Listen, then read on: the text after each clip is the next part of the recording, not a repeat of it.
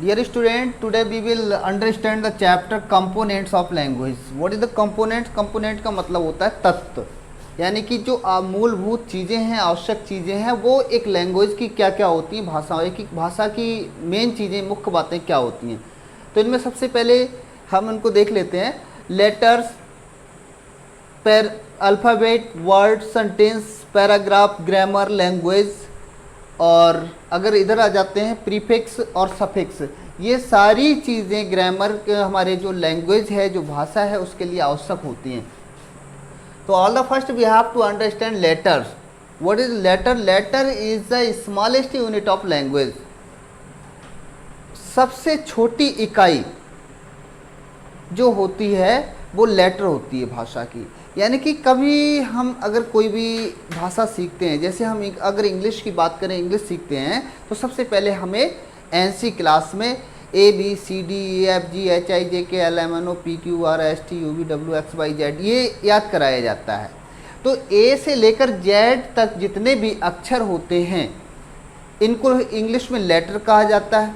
और लेटर जो होते हैं ये सबसे छोटी इकाई कहलाते हैं। मतलब ABC ये सब अलग अलग हैं, इनके बिना हम कोई भाषा, अगर अंग्रेजी भाषा सीखें तो नहीं सीख सकते। ऐसे ही दूसरी भाषाओं में, हिंदी में आ जाएं तो आ से लेकर गया तक होता है, छोटा बड़ा, छोटी बड़ी। तो ये सारी चीज़ें सबसे पहले सीखी जाती हैं। तो हमारा लेटर का मतलब हो गया, फिर समझ लीजिए, लेटर का मतलब हो गया अक्षर, और अक्षर भाषा की सबसे छोटी इकाई होती है।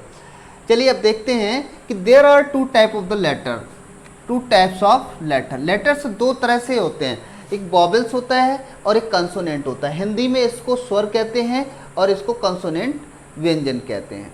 तो अगर बात करें A, E, I, O, U, ये जो हैं ये वॉवेल्स होते हैं। इनको छोड़कर जितने भी लेटर्स बचेंगे वो सब कॉन्सोनेंट हो जाएंगे।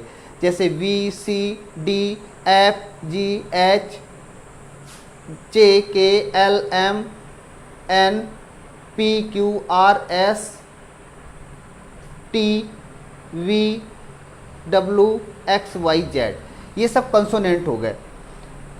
देयर आर टू वेज या types to write letters in English, capital letters और स्मॉल लेटर्स। अब हम अगर बात करते हैं कि हमारा जो इंग्लिश लैंग्वेज है, इंग्लिश भाषा है, उसमें अक्षरों को कितने तरीक़ों से लिख सकते हैं? तो उसमें दो तरीके से लिख सकते हैं, एक हमारा कैपिटल लेटर, एक स्मॉल लेटर। ये आपको अच्छे से सीख चुके हैं, क्योंकि ये उस स्टैंडर्ड की बात नहीं केवल समझाना है, ये NC LKG UKG फर्स्ट तक हम सब सीख चुके होते हैं। Alphabet, what is the alphabet? Alphabet is a set of letters which are used in a fixed order. अब होता है क्या है, जो भाषा की सबसे छोटी इकाई होती है वो हम समझ गए हैं, लेटर होती है। लेटर A से लेकर Z तक अगर बात करें इंग्लिश की तो इनमें होते हैं। अब A से Z तक वहाँ है तो हम उसमें ABCD इस तरह से क्रम से लिख कर रखते हैं। अगर हम ऐसे लिख दें ACBDNQ तो ये अल्फ़ाबेट नहीं कहलाएगा। यानी कि उस सीक्वेंस को जब तक हम नहीं रखेंगे, उस क्रम को नहीं रखेंगे, तब तक वो अल्फ़ाबेट नहीं कहलाएगा। कहने का मतलब कि सब जो अक्षर हैं उनको एक क्रम में, जो उनका तरीका बनाया गया है उसी तरीके में रखना ही अल्फ़ाबेट कहलाता है। दूसरी चीज़ है वर्ड। अब हमारा जो सबसे छोटी इकाई होती है लेटर की, लेटर भाषा की सबसे छोटी इकाई हमारी लेटर होती है, यानी कि अक्षर। अक्षर को जोड़ जोड़ कर क्या बनता है? वर्ड बनता है। इसको अगर हम इंग्लिश में कहते हैं तो अ group of letters which makes a complete sense is called a word. जैसे कि ये फॉक्स है, एक लेटर ये, एक लेटर ये, एक लेटर ये है, 3 लेटर्स हैं। अगर हम इसको ऐसे करके लिख देते FXO तो इससे कोई भी शब्द नहीं बन रहा जिसका कोई अर्थ निकलता हो। जब कोई अर्थ नहीं निकल रहा तो वो शब्द होगा नहीं। यहाँ लिखा है APPLE, इसमें 5 लेटर्स हैं। 5 लेटर्स को अगर हम ऐसे लिख दें PPPAEL तो अब ये शब्द अक्षर वही रहे, सारे अक्षर वही रहे, लेकिन इसका कोई अर्थ नहीं निकलेगा। अब ये बेकार हो चुका है।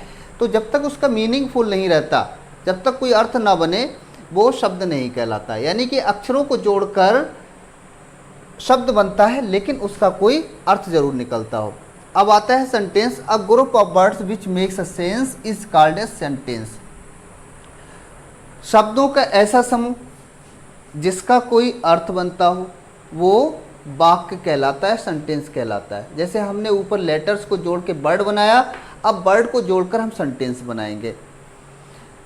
सेंटेंस में दो चीज़ें हो सकती हैं, एक फ्रेज होता है, एक क्लॉज हो सकता है। अब फ्रेज क्या होता है? Phrase A group of word without a verb called phrase. बिना वर्ब के, जैसे कि हम लिख दें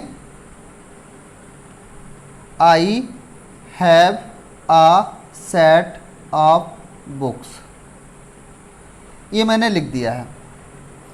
अब इसमें आपको लग रहा है तो सेंटेंस है, हाँ बिल्कुल सही है, लेकिन सेंटेंस के अंदर ए सेट ऑफ बुक्स, ये इतने शब्दों को मिलाकर फ्रेज बना है। अब फ्रेज कैसे बना है? इनके बिना काम नहीं चलेगा, पूरा मीनिंग नहीं निकलेगा। दूसरी चीज़ यह है इसमें वर्ब नहीं आई है, यहाँ पर लिखा है विदाउट ए वर्ब। अब क्लॉज क्या होता है इसको भी समझ लेंगे। क्लॉज सेंटेंस का ही एक पार्ट होता है लेकिन उसमें वर्ब होना जरूरी है। जैसे कि I met Ram, he is a good boy. अब इसमें जो है अगर हम इस फुल स्टॉप को हटा दें और यहाँ पर एंड कर लें, and he, I met Ram and he is a good boy, तो यहाँ पर एंड से एंड कंजक्शन से उसको जोड़ दिया गया। ये एक ही सेंटेंस के टू पार्ट्स हैं और एक क्लॉज यहाँ से यहाँ तक हो गया राम तक और दूसरा यहाँ से यहाँ तक हो गया ही इज अ गुड बॉय। इस तरह से ये दो क्लॉज इसमें हो गए, दोनों में वर्ब है, एक में मैट वर्ब है दूसरे में इज वर्ब है। Paragraph, a group of many sentences is called paragraph, it is a section of whole text. Paragraph क्या होता है? पहले हमने लेटर सीखे, उसके बाद हमने वर्ड बनाना सीखा, उसके बाद उनसे वर्ड से सेंटेंस बन गया और सेंटेंस मिलाकर पैराग्राफ बन जाता है। पैराग्राफ जो है पूरा जितना भी हमारी स्टोरी, लेटर या जो भी कुछ है उसको टुकड़ों में बांट के रखा जाता है और वो टुकड़े जब करे जाते हैं तो वही पैराग्राफ होता है। अब ग्रामर क्या है? Grammar is the study of rules to make a language without errors. कि हम देखते हैं कि हमारी कोई भी भाषा, चाहे हिंदी, इंग्लिश या कोई भी भाषा है, अगर हम उसके जो नियमों को नहीं सीख रहे हैं तो वो गलत सलत बोली जाती है, गलत सलत लिखी जाती है। कोई तरीका नहीं उसका पता है तो हम उसको अपने तरीके से लिखते हैं और अपना तरीका मानक लैंग्वेज नहीं कहलाता, मानक भाषा नहीं कहला सकता। अगर हमें मानक भाषा चाहिए, एक ऐसी भाषा चाहिए जो बिल्कुल शुद्ध हो, तो उसके लिए नियमों की ज़रूरत पड़ती है और वो नियम सिखाने की विधि को ही हम ग्रामर कहते हैं। अब आता है language. Language is a medium of communication. सबसे बड़ी बात यह है कि जितनी चीज़ें हमने अभी तक सीखी वो सब सीखने का पर्पज़ ये था हमारी कि हमको लैंग्वेज सीखने में आ जाए, हम भाषा सीख जाएं। इंग्लिश भाषा सीखने के लिए इन सारी चीज़ों को आपकी ज़रूरत पड़ेगी। अक्षर सीखना पड़ेंगे सबसे पहले, फिर आपको उसका वर्ड भी सीखना पड़ेगा, फिर सेंटेंस बनाने सीखने पड़ेंगे, फिर छोटे छोटे आपको पैराग्राफ दिए जाएंगे वो सीखने पड़ेंगे, फिर आप जो है उसके ग्रामर के नियम सीखेंगे, फिर जाके तब कहीं आपको इंग्लिश लिखनी और इंग्लिश बोलनी आएगी। अब अगर बात करते हैं प्रीफिक्स क्या होता है, तो प्रीफिक्स जो है आप समझिए the beginning part of a word is called prefix. शुरू में लगा है, जैसे ये पॉसिबल वर्ड है हमारे पास, लेकिन पॉसिबल से पहले क्या लगा है? इम। ये इम ही जो है इस शब्द का इम, इसको हम प्रीफिक्स कहते हैं। अब सफिक्स क्या है? सफिक्स लास्ट वाला वर्ड होता है। जैसे हमारे पास ये गोल्ड दिया है, गोल्ड के बाद में हमें गोल्डन बनाना है तो इसमें जो ई एन जुड़ा, ये ई एन जुड़ना हमारा सफिक्स होता है। हिंदी में इसको हम कहते हैं प्रत्यय और इसको कहते हैं उपसर्ग। That's all.